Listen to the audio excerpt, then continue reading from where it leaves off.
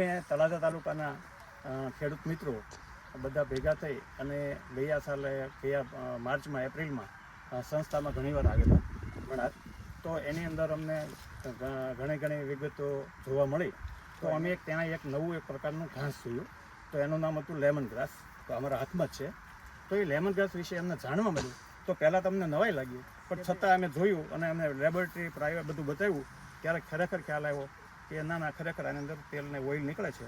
તો અમને એ સંસ્થા દ્વારા એ માર્ગદર્શન મળ્યું અને એ અમે ઉગાડવા માટે અમે અખતરો કર્યો.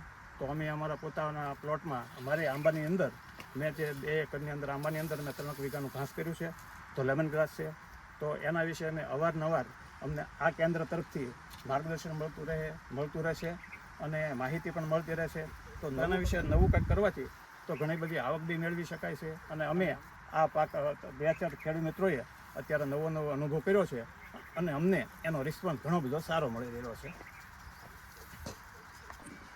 આવા જો પ્લોટ હોય તો અમે તો મુલાકાત લઈએ, પણ બીજાય મુલાકાત લઈએ કે અમારા થકી આ થકી બીજાય શીખીએ કે, અને બીજાને તે આ વસ્તુ જોવાથી એને લાભ મળે, બીજા ખેડૂતોને તે